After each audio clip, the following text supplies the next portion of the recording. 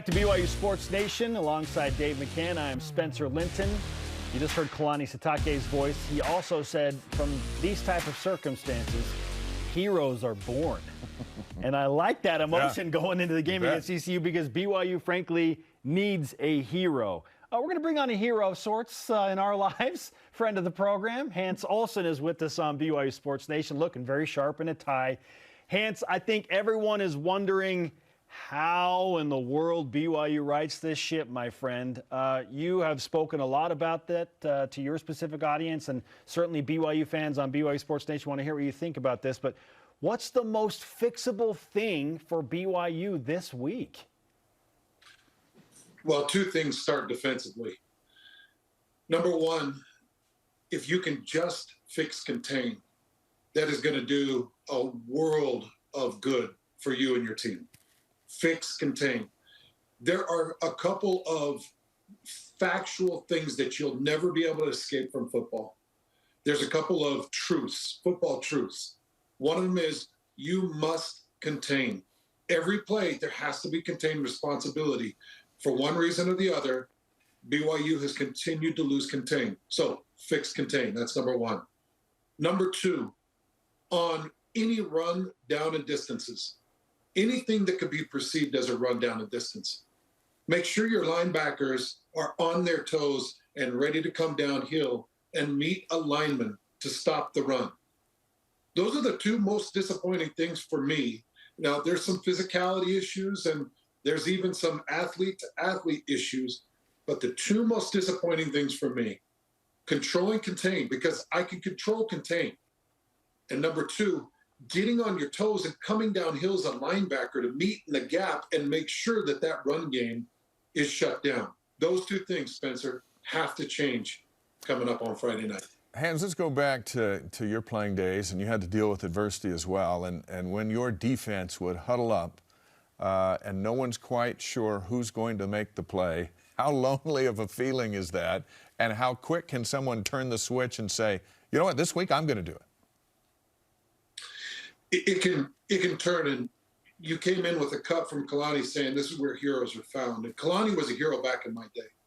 Kalani and I were the same class together and played for 3 years after he got back from his mission together.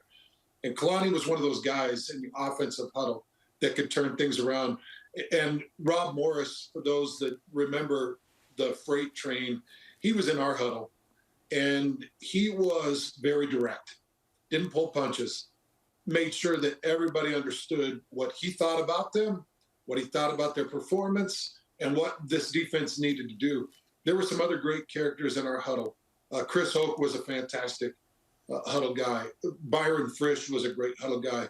Shea Muirbrook, if you go back to that 96 Cotton Bowl team, was a leader that really poured down. And so, Dave, it can change. It can change really fast when you find the right voice. Somebody's got to have the voice. And I don't know where Max Tooley is with his injury. You know, Peyton Wilgard might have been that voice last year. You would hope that Keenan Peely could be a voice like that. You'd hope that Tyler Batty could be a voice like that. Somebody has to step up and vocalize what needs to be done and enforce it. Now, for what it's worth, Hans, you brought up Tyler Batty. He has called out his teammates when I interviewed him last Saturday night, said, look, it's all on the players. And he's been vocal early this week in team meetings as well. So maybe there's something there.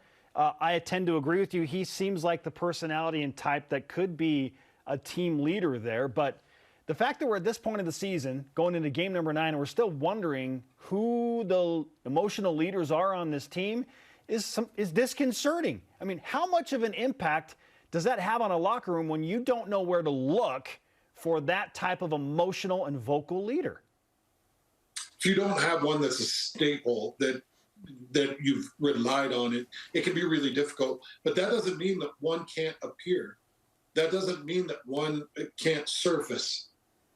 Guys can come around and they can make an impact. And, you know, one thing that I saw, Spencer, in this game, I saw that Kalani was making some decisions to put some freshmen out on the field. And it's almost like he's looking for that guy. He's looking for the guy that steps up, makes a couple of big plays, forces a fumble, stuffs up a gap, gets a nice stop on a 3rd and 1 to get the defense off the field. I feel like he's kind of searching for those. Those guys actually can surface and can make an impact when you find them. And all it takes is one big game that then compounds and compounds. They can find that voice. Go back to Lavelle's last couple of games, talking about pressure and the need to turn things around really fast. You got New Mexico here in the home finale, Lavelle's last game, and they have Utah in Salt Lake City to finish it out. You need 2 wins to avoid a losing season for Lavelle. This is a football team that needs to find itself and get a win tomorrow to improve their chances on the postseason. But are there similarities as you took the field against the Lobos at 4-6, and these guys take the field tomorrow night at 4-4? Yeah, there are a lot of similarities, and you know, I remember that moment. And that year, we all wanted to give Lavelle a great send-off, and we were all heartbroken with a couple of early losses.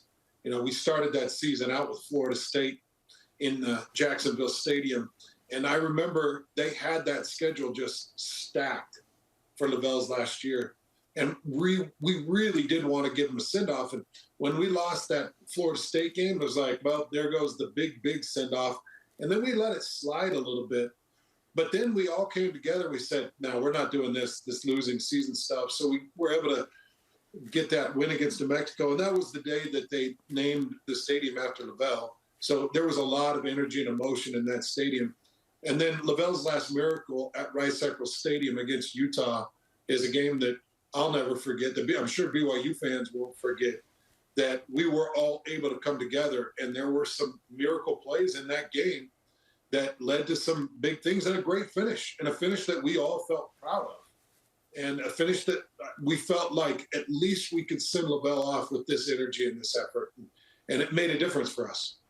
Former BYU defensive standout Hans Olsen is with us on BYU Sports Nation. Incredible radio personality. He's wearing a tie just for our show today because he's that type of guy. It's not even 11 a.m. He's got a tie on. I thought this was formal. We were just talking about the unbelievable dominance that BYU has had over the past few seasons when playing at home under the lights. And I don't want to just put it on that, but do you feel like there's something extra there? Like that there's magic in the air at night at LaVell Edwards Stadium, and that all of a sudden will give BYU a better chance to beat ECU tomorrow night? Well, I would say that, but I went to that Baylor game, and that was as much magic as I've ever felt in that stadium. I don't remember exactly what time it kicked off, but I got to tell you, I was right there on the sideline or right by the sideline, and there was an insane amount of energy in that atmosphere. So the record shows that, and it might be the opponent that they play in the evening. I always love playing under the lights. If you're asking for my specific interest, I always love playing under the lights. I love those evening and night games, and they were rare back in my day, but I have never felt a more palpable energy in that stadium than I did against when they were playing against Baylor. It was high energy, man. That stadium is so beautiful and it's so unique, and those fans are so powerful. And they really did help lead BYU to a win against that Baylor team. You know, because you're bringing this up, Spencer and Dave, I wanted to talk about this because it's a concern of mine. You've got a couple of pretty tough losses under your belt, and you've been on the road in some tough games and some tough losses. And BYU fans, I can feel it. You guys can feel it. I can feel it. There's this bubbling energy of anger and disappointment. I'm worried that if there's 2 or 3 bad defensive series in this game against East Carolina, that the fans that are in that stadium are going to turn on this team. And they're going to start booing, and they're going to start jeering, and it's going to turn. I almost feel like it'd be better for BYU to be on the road against ECU, because at least you get the fans cheering and you don't get this negative ball of home energy if things do fail defensively. And as you guys mentioned about the offensive stats for ECU, there's a good chance that ECU is going to get a couple drives going early. I hope that this stadium can stay together. I hope that the fans can support and really encourage, because let's say they get down by 10 in the first half against ECU. Fan encouragement in the second half might be the difference for the comeback and the win. So I'm not enforcing anything, and I'm not telling people that I'll be completely disappointed. I'm just saying I see it on the horizon. I know what happens in these moments. Be ready for ECU to score early, and be ready to support and keep encouragement behind this team, because there's nothing at this point. There's not much they can do. They're not going to start firing guys. They're trying to put in freshmen, and they're trying to find their balance. And it could be ugly at parts in this game, but it'd be nice to be a BYU football player back in pads on that sideline or on that field, and instead of feeling like the fans have turned on me, feeling like the fans are still behind me and they're still expecting great things.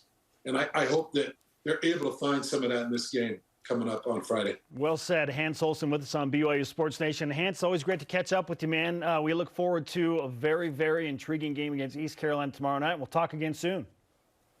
You guys are great. Thank you so much. Let's go. The man dressing up just for the show, Dave. That's what he does. He's got his game face on, that's for sure.